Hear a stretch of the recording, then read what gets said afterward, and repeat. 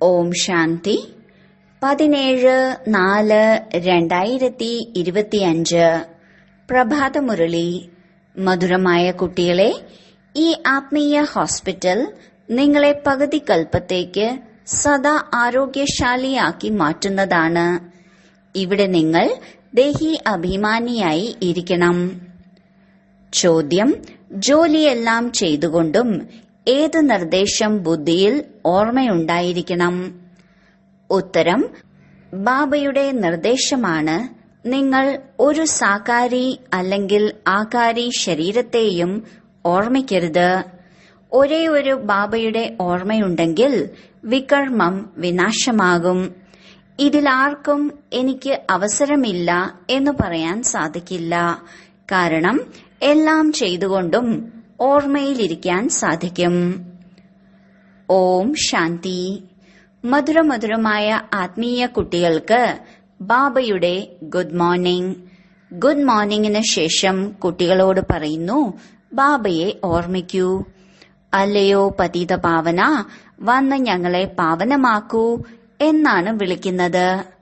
അപ്പോൾ ബാബ ആദ്യം തന്നെ പറയുന്നു, ആത്മീയ അച്ഛനെ ഓർമ്മിക്കൂ. ആത്മീയ പിതാവ് എല്ലാവർക്കും ഒരാൾ തന്നെയാണ്. അച്ഛനെ ഒരിക്കലും സർവവ്യാപി എന്ന് പറയില്ലല്ലോ. എത്ര കഴിയുന്നുവോ കുട്ടികൾ ഏറ്റവും ആദ്യം ബാബയെ തന്നെ ഓർമ്മിക്കണം. ഒരേ ഒരു ബാബയെ അല്ലാതെ ഒരു സാകാരി അല്ലെങ്കിൽ ആകാരിയെയും ഓർമ്മിക്കരുത്. തീർത്തും സഹജമല്ലേ? മനുഷ്യർ പറയാറുണ്ട്, ഞങ്ങൾ ബിസിയാണ്, അവസരമില്ല. എന്നാൽ ഓർമ്മിക്കുന്ന കാര്യത്തിൽ എപ്പോഴും അവസരമുണ്ട്. ബാബ യുക്തി പറഞ്ഞു തരുന്നു. ബാബയുടെ ഓർമ്മയിലൂടെ മാത്രമേ നമ്മുടെ പാപം ഭസ്മമാകൂ. മുഖ്യമായ കാര്യം തന്നെ ഇതാണ്. ജോലി ചെയ്യേണ്ട എന്നൊരിക്കലും പറയുന്നില്ല. അതെല്ലാം ചെയ്തുകൊണ്ടും കേവലം ബാബയെ ഓർമ്മിക്കൂ. എന്നാൽ വികർമ്മം നശിക്കും. ഞങ്ങൾ പതിതരാണ് എന്ന് മനുഷ്യർ മനസ്സിലാക്കുന്നുണ്ട്. സാധു, സന്യാസി, ഋഷി, മുനിമാർ എല്ലാവരും സാധന ചെയ്തുകൊണ്ടിരിക്കുന്നുണ്ട്. ഭഗവാനെ ലഭിക്കാനാണ് സാധന ചെയ്യുന്നത്. ഭഗവാന്റെ പരിചയമില്ലാതെ ഒരിക്കലും ഭഗവാനെ ലഭിക്കില്ല. നിങ്ങൾക്കറിയാം, ലോകത്തിൽ മറ്റാർക്കും തന്നെ ബാബയുടെ പരിചയം ഇല്ല. ദേഹത്തിന്റെ പരിചയം എല്ലാവർക്കുമുണ്ട്. വലിയ വസ്തുവിനെ കുറിച്ചുള്ള പരിചയം പെട്ടെന്ന് ലഭിക്കുന്നു. എപ്പോഴാണോ ബാബ വരുന്നത് അപ്പോഴേ ആത്മാവിന്റെ പരിചയം ലഭിക്കൂ. ആത്മാവും ശരീരവും രണ്ടും രണ്ടാണ്. ആത്മാവ് ഒരു നക്ഷത്രമാണ്, അതിസൂക്ഷ്മമാണ്. ആത്മാവിനെ ആർക്കും കാണാൻ സാധിക്കില്ല. അതുകൊണ്ട് ഇവിടെ വന്നിരിക്കുന്ന സമയത്ത് ദേഹി അഭിമാനി ആയിരിക്കണം. ഇതും ഒരു ആശുപത്രിയാണ്. പകുതി കൽപ്പത്തേക്ക് വേണ്ടി സദാ ആരോഗ്യശാലിയായി മാറാൻ. ആത്മാവ് അവിനാശിയാണ്, ഒരിക്കലും നശിക്കുന്നില്ല. ഈ ആത്മാക്കൾ എല്ലാവരും അവിനാശിയാണ്, ശരീരം വിനാശിയുമാണ്. ഇപ്പോൾ നിങ്ങളുടെ ബുദ്ധിയിലുണ്ട്, നമ്മൾ ആത്മാക്കൾ അവിനാശിയാണ്. നമ്മൾ 84 ജന്മം എടുക്കുന്നു. ഇതും ഡ്രാമയാണ്. ഡ്രാമയിൽ ഏതെല്ലാം ധർമ്മസ്ഥാപകർ എപ്പോഴെല്ലാമാണോ വരുന്നത്, എത്ര ജന്മം എടുക്കുന്നു, ഇതിനെക്കുറിച്ചെല്ലാം അറിയാൻ സാധിക്കും. 84 ജന്മത്തിന്റെ മഹിമ തീർച്ചയായും ഒരു ധർമ്മത്തിലുള്ളവർക്ക് മാത്രമായിരിക്കും. എല്ലാവർക്കും ഒരിക്കലും 84 ജന്മമെടുക്കാൻ സാധിക്കില്ല. എല്ലാ ധർമ്മങ്ങളും ഒരിക്കലും ആദ്യം തന്നെ വരില്ലല്ലോ. നമ്മൾ മറ്റുള്ളവരുടെ കണക്കുകൾ എന്തിനാണ് എടുക്കുന്നത്? ധർമ്മസ്ഥാപനയ്ക്കായി ഏതേതെല്ലാം സമയത്ത് വരുന്നു എന്നറിയാമല്ലോ. പിന്നീട് ആ ധർമ്മത്തിന്റെ വൃദ്ധിയുണ്ടാകുന്നു. എല്ലാവർക്കും സതോ പ്രധാന അവസ്ഥയിൽ നിന്ന് തമോ പ്രധാനമാവുക തന്നെ വേണം. എപ്പോഴാണോ ലോകം തമോ പ്രധാനമാകുന്നത് അപ്പോഴാണ് ബാബ വന്ന് സതോ പ്രധാന സത്യയുഗം സ്ഥാപിക്കുന്നത്. ഇപ്പോൾ നിങ്ങൾ കുട്ടികൾ അറിയുന്നു, നമ്മൾ ഭാരതവാസികൾ തന്നെയാണ് പിന്നീട് പുതിയ ലോകത്തിലേക്ക് വന്ന് രാജ്യം ഭരിക്കുന്നത്. മറ്റൊരു ധർമ്മത്തിലുള്ളവരും ഉണ്ടാകില്ല. നിങ്ങൾ കുട്ടികളിലും ആർക്കാണോ ഉയർന്ന പദവി നേടേണ്ടത് അവർ കൂടുതൽ ഓർമ്മയിൽ ഇരിക്കാനുള്ള പുരുഷാർത്ഥം ചെയ്യുന്നു. ബാബയ്ക്ക് വാർത്തകൾ എഴുതുന്നു. ബാബ ഇത്ര സമയം ഓർമ്മയിൽ ഇരുന്നു. ചിലർ ലജ്ജ കാരണം വിവരങ്ങൾ നൽകുന്നില്ല. ബാബ എന്തു വിചാരിക്കും എന്ന് ചിന്തിക്കുന്നു. എന്നാൽ ബാബയ്ക്കും അറിയാമല്ലോ. സ്കൂളിൽ ടീച്ചർ വിദ്യാർത്ഥികളോട് പറയാറുണ്ട്, നിങ്ങൾ പഠിച്ചില്ലെങ്കിൽ തോറ്റുപോകും എന്ന്. ലൗകിക മാതാപിതാക്കളും കുട്ടികളുടെ പഠിപ്പിലൂടെ മനസ്സിലാക്കുന്നു ഇവർ പഠിക്കുന്നത് വലിയ സ്കൂളിലാണ് എന്ന്. ഇവിടെ നമ്പർ പ്രകാരത്തിൽ ഇരുത്താൻ സാധിക്കില്ല. ബുദ്ധി കൊണ്ട് മനസ്സിലാക്കാൻ സാധിക്കുന്നു നമ്പർ പ്രകാരത്തിൽ തന്നെ ആയിരിക്കുമല്ലോ. ചിലപ്പോൾ ബാബ നല്ല നല്ല കുട്ടികളെ എവിടെയെങ്കിലും പറഞ്ഞയക്കും. അവർ പോയതിനു ശേഷം പിന്നീട് മറ്റുള്ളവർ എഴുതുന്നു, ഞങ്ങൾക്ക് മഹാരഥികളെയാണ് ആവശ്യം. അപ്പോൾ തീർച്ചയായും മനസ്സിലാക്കാൻ സാധിക്കും ഇവർ നമ്മളെക്കാളും സമർത്ഥശാലികളാണ് എന്ന്. തീർച്ചയായും നമ്പർ വൈസ് ആയിരിക്കും. ചിത്ര പ്രദർശനിയിലും അനേക പ്രകാരത്തിലുള്ളവർ വരുന്നുണ്ട്. അപ്പോൾ അവരെ പരിശോധിക്കാനായി ഗൈഡുകളും ആവശ്യമാണ്. വരുന്നവരെ സ്വീകരിക്കാൻ നിൽക്കുന്നവർക്ക് അറിയാം ഇവർ ഏതു പ്രകാരത്തിലുള്ള ആളുകളാണെന്ന്. പറഞ്ഞു കൊടുക്കുവാനായി നിൽക്കുന്നവരോട് സൂചനയിലൂടെ ഇവർ കാണിച്ചു കൊടുക്കണം, നിങ്ങളാണ് ഇന്നവർക്ക് മനസ്സിലാക്കി കൊടുക്കേണ്ടത് എന്ന്. ആളുകളെ കണ്ടാൽ മനസ്സിലാക്കാൻ സാധിക്കും ഇവർ ഫസ്റ്റ് ഗ്രേഡ് ആണോ, സെക്കൻഡ് ഗ്രേഡ് ആണോ, തേർഡ് ഗ്രേഡ് ആണോ എന്ന്. നമുക്ക് എല്ലാവരുടെയും സേവനം ചെയ്യണം. ഉയർന്ന പദവിയിൽ ഇരിക്കുന്ന ആളുകളാണെങ്കിൽ അവരെ സത്കരിക്കണം. ഇതും ഒരു നിയമമാണ്. ബാബ അല്ലെങ്കിൽ ടീച്ചർ കുട്ടികളുടെ മഹിമ ക്ലാസ്സിൽ പാടുന്നതും ഏറ്റവും വലിയ സത്കാരമാണ്. പേര് പ്രശസ്തമാക്കുന്ന കുട്ടികളുടെ മഹിമ അല്ലെങ്കിൽ സത്കാരം ചെയ്യുന്നു. ചിലർ ധനവാനാണെങ്കിൽ, ധാർമ്മിക ചിന്താഗതി ഉള്ളവരാണെങ്കിൽ അവരെ സത്കരിക്കുമല്ലോ. ഇപ്പോൾ നിങ്ങൾക്കറിയാം ഉയർന്നതിലും ഉയർന്നത് ഭഗവാനാണ്. എല്ലാവരും പറയുന്നുണ്ട് ഈശ്വരൻ ഏറ്റവും ഉയർന്നതാണ്. പിന്നീട് സർവവ്യാപി എന്നും പറയുന്നു. ഒറ്റയടിക്ക് താഴ്ത്തുന്നു.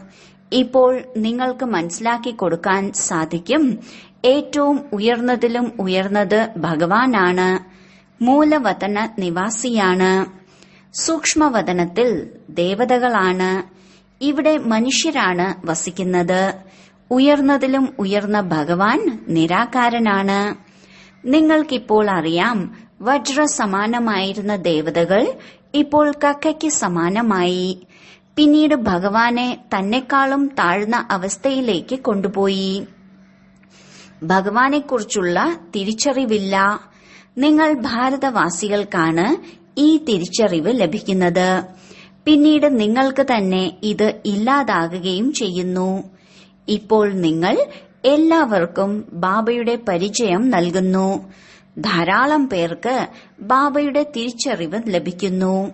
നിങ്ങളുടെ മുഖ്യ ചിത്രങ്ങളാണ് ത്രിമൂർത്തി, സൃഷ്ടിചക്രം, വൃക്ഷം. ഈ ചിത്രങ്ങളിലെല്ലാം എത്ര ജ്ഞാനത്തിന്റെ പ്രകാശമാണ് ഉള്ളത്.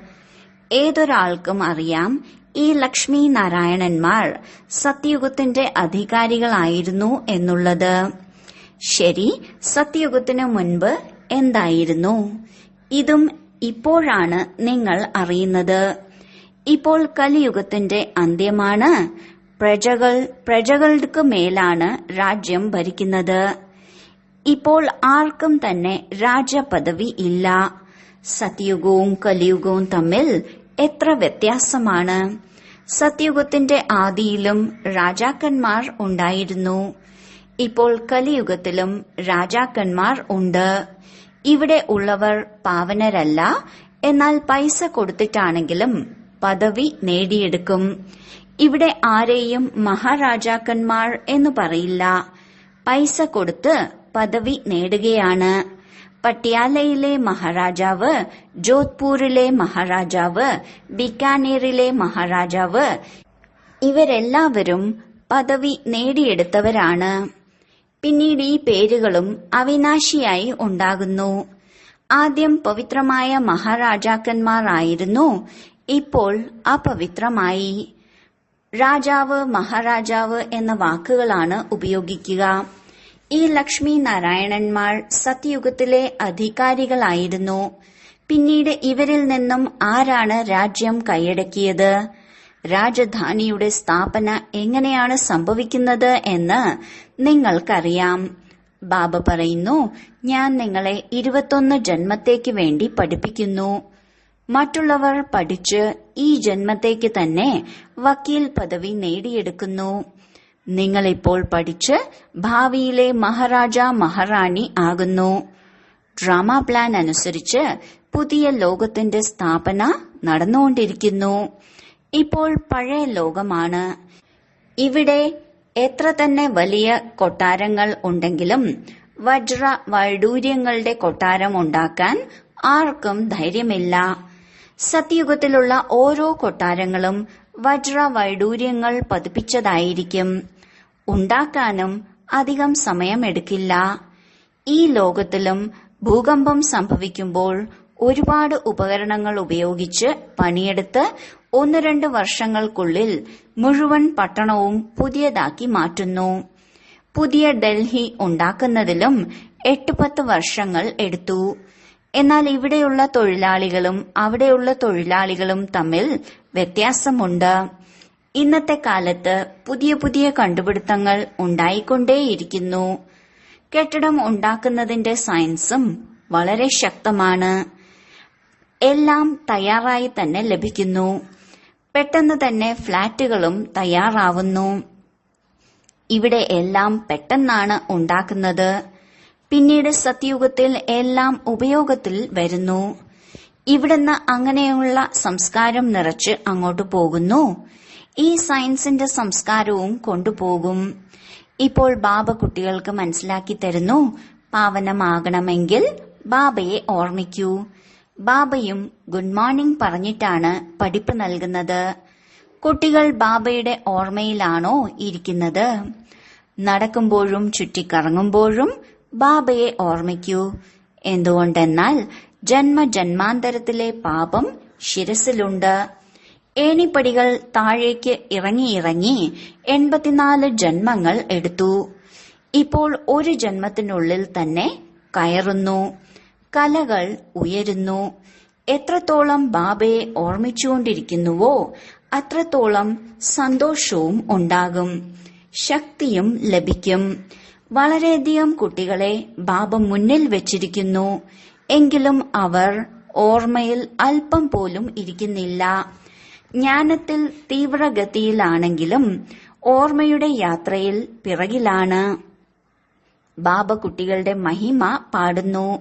ബ്രഹ്മബാബ നമ്പർ 1 തീർച്ചയായും അത്രത്തോളം പ്രയത്നിക്കുന്നുണ്ടാവുമല്ലോ. നിങ്ങൾ എപ്പോഴും മനസ്സിലാക്കണം, ശിവബാബയാണ് നമുക്ക് പറഞ്ഞു തരുന്നത്. അപ്പോൾ ബുദ്ധിയോഗം ബാബയിലേക്ക് വെക്കാൻ സാധിക്കും. ബ്രഹ്മാവും പഠിച്ചുകൊണ്ടിരിക്കുകയാണ്.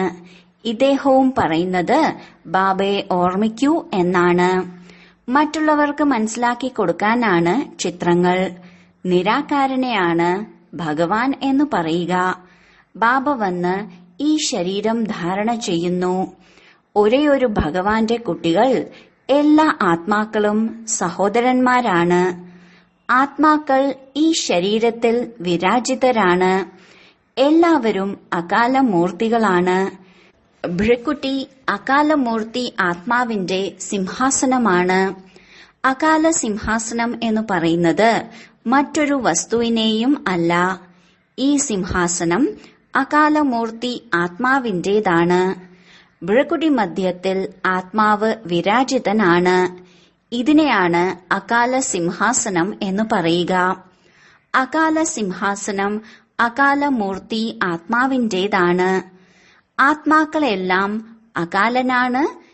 എത്ര സൂക്ഷ്മമാണ്! ബാബ സിംഹാസനം എവിടെ നിന്ന് കൊണ്ടുവരാനാണ്? ബാബ പറയുന്നു, ഇത് എന്റെ കൂടെ സിംഹാസനമാണ്. ഞാൻ വന്ന് ഈ സിംഹാസനം ലോണായി എടുക്കുന്നു. ബ്രഹ്മാവിന്റെ വൃദ്ധ സാധാരണ ശരീരത്തിലെ അകാല സിംഹാസനത്തിലേക്ക് ഞാൻ പ്രവേശിക്കുന്നു. ഇപ്പോൾ നിങ്ങൾ മനസ്സിലാക്കുന്നു, എല്ലാ ആത്മാക്കളുടെയും സിംഹാസനം ഇത് തന്നെയാണ്. ഇവിടെ മനുഷ്യരെക്കുറിച്ചുള്ള കാര്യമാണ് പറയുന്നത്, മൃഗങ്ങളെക്കുറിച്ച് അല്ല. ആദ്യം മൃഗത്തെക്കാളും മോശമായ സ്വഭാവമുള്ള മനുഷ്യർ നന്നാവട്ടെ. ആരെങ്കിലും മൃഗത്തെക്കുറിച്ച് നിങ്ങളോട് ചോദിക്കുകയാണെങ്കിൽ പറയൂ, ആദ്യം അവനവനെ നന്നാക്കൂ. സത്യയുഗത്തിലെ മൃഗങ്ങൾ വളരെ നല്ലതും ഫസ്റ്റ് ക്ലാസ്സും ആയിരിക്കും. അവിടെ അഴുക്കൊന്നും തന്നെ ഉണ്ടായിരിക്കില്ല. രാജാക്കന്മാരുടെ കൊട്ടാരത്തിൽ പ്രാവുകളുടെ കാഷ്ടമെല്ലാം ഉണ്ടെങ്കിൽ ശിക്ഷ നൽകുമായിരുന്നു. ലേശം പോലും അഴുക്ക് ഉണ്ടാകില്ല. അവിടെ അതെല്ലാം വളരെ ശ്രദ്ധയോടെ കൈകാര്യം ചെയ്യുന്നു. മൃഗങ്ങളൊന്നും കൊട്ടാരത്തിലേക്ക് പ്രവേശിക്കാതിരിക്കാൻ കാവൽ നിൽക്കുന്നു. വളരെ വലിയ ശുദ്ധത പാലിക്കുന്നു. ലക്ഷ്മി നാരായണന്റെ ക്ഷേത്രത്തിൽ പോലും എത്ര ശുദ്ധിയാണ്. ശങ്കരന്റെയും പാർവതിയുടെയും എല്ലാം ക്ഷേത്രത്തിൽ പ്രാവുകളെ കാണിക്കുന്നുണ്ട്. അവിടെ തീർച്ചയായും ക്ഷേത്രം മുഴുവൻ മോശമാക്കിയിരിക്കും. ശാസ്ത്രങ്ങളിൽ ഒരുപാട് കെട്ടുകഥകൾ കാണിച്ചിട്ടുണ്ട്. ഇപ്പോൾ ബാബ കുട്ടികൾക്ക് മനസ്സിലാക്കി തരുന്നു, നിങ്ങളിലും വളരെ കുറച്ചു പേർക്കേ ധാരണ ചെയ്യാൻ സാധിക്കുന്നുള്ളൂ. ബാക്കി ചിലർ ഒട്ടും തന്നെ മനസ്സിലാക്കുന്നില്ല. ബാബ കുട്ടികൾക്ക് എത്ര സ്നേഹത്തോടെയാണ് മനസ്സിലാക്കി തരുന്നത്. കുട്ടികളെ വളരെയധികം മാധുര്യമുള്ളവരായി മാറൂ. വായിലൂടെ സദാ ജ്ഞാനരത്നങ്ങൾ മാത്രം വീഴണം. നിങ്ങൾ രൂപ് ബസന്താണ്. നിങ്ങളുടെ വായിലൂടെ കല്ലുകൾ വീഴരുത്. ആത്മാവിന് തന്നെയാണ് മഹിമയും ലഭിക്കുന്നത്. ആത്മാവ് പറയുന്നു, ഞാൻ പ്രസിഡന്റാണ്, ഇന്നയാളാണ്.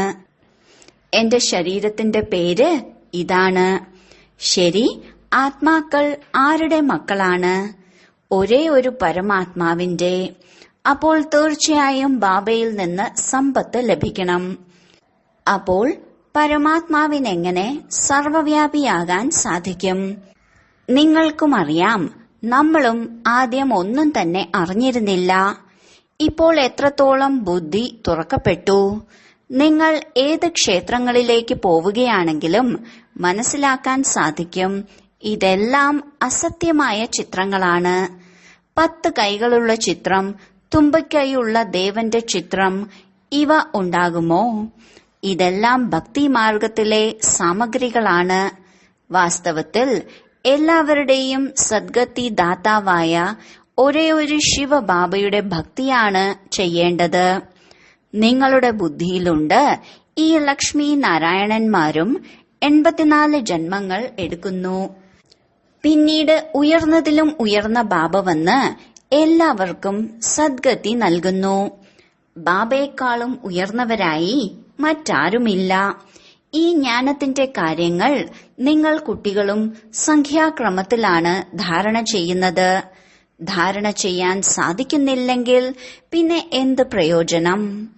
ചിലർ അന്ധന്മാരുടെ ഊന്നുവടിയാകുന്നതിന് പകരം സ്വയം അന്ധരായി തീരുന്നു. പാൽ നൽകാത്ത പശുക്കളെ ഗോശാലയിലേക്ക് അയക്കുന്നു. ഇവിടെയും പലർക്കും ജ്ഞാനപ്പാൽ നൽകാൻ സാധിക്കുന്നില്ല. വളരെയധികം പേർ പുരുഷാർത്ഥം തന്നെ ചെയ്യുന്നില്ല. നമുക്ക് മറ്റുള്ളവരുടെ നന്മ ചെയ്യണം എന്ന് മനസ്സിലാക്കുന്നില്ല. തന്റെ ഭാഗ്യത്തെക്കുറിച്ചുള്ള ചിന്ത പോലുമില്ല. എന്ത് ലഭിച്ചോ അത് നല്ലത് എന്ന് ചിന്തിച്ചിരിക്കുന്നു. അപ്പോൾ ബാബയും പറയുന്നു, ഇവരുടെ ഭാഗ്യത്തിലില്ല. തന്റെ സദ്ഗതിക്കുള്ള പുരുഷാർത്ഥം ചെയ്യണമല്ലോ. ദേഹി അഭിമാനി ആകണം. ബാബ എത്ര ഉയർന്നതിലും ഉയർന്നതാണ്. ബാബ വരുന്നത് നോക്കൂ. പതീത ലോകത്തിൽ പതീത ശരീരത്തിലാണ്. ബാബയെ വിളിക്കുന്നത് തന്നെ പതീത ലോകത്തിലേക്കാണ്. എപ്പോഴാണോ രാവണൻ ഈ ലോകത്തെ തീർത്തും ഭ്രഷ്ടമാക്കുന്നത്, അപ്പോഴാണ് ബാബ ഇതിനെ ശ്രേഷ്ഠമാക്കി മാറ്റുന്നത്. ആരാണോ നല്ല പുരുഷാർത്ഥം ചെയ്യുന്നത് അവർ രാജാ റാണിയായി മാറുന്നു. ആരാണോ പുരുഷാർത്ഥം ചെയ്യാത്തത് അവർക്ക് സാധാരണ പദവി ലഭിക്കുന്നു. ഭാഗ്യത്തിലില്ലെങ്കിൽ പുരുഷാർത്ഥം ചെയ്യാൻ സാധിക്കില്ല. ചിലരാണെങ്കിൽ വളരെ നല്ല ഭാഗ്യമുണ്ടാക്കുന്നു. ഓരോരുത്തരും അവനവനെ നോക്കൂ, ഞാൻ എന്ത് ഭാഗ്യമാണ് ഉണ്ടാക്കുന്നത് എന്ന്. ശരി, വളരെ കാലത്തെ വേർപാടിനു ശേഷം തിരിച്ചു കിട്ടിയ മധുരമധുരമായ കുട്ടികൾക്ക് മാതാവും പിതാവുമായ ബാബ്ദാദയുടെ സ്നേഹസ്മരണയും സുപ്രഭാതവും. ആത്മീയ അച്ഛന്റെ ആത്മീയ കുട്ടികൾക്ക് നമസ്കാരം. ധാരണയ്ക്കുള്ള മുഖ്യസാരം: 1. രൂപ് ബസന്തായി മാറി വായിലൂടെ സദാ ജ്ഞാനരത്നങ്ങൾ മാത്രം പൊഴിക്കണം. വളരെയധികം മധുരമായി മാറണം.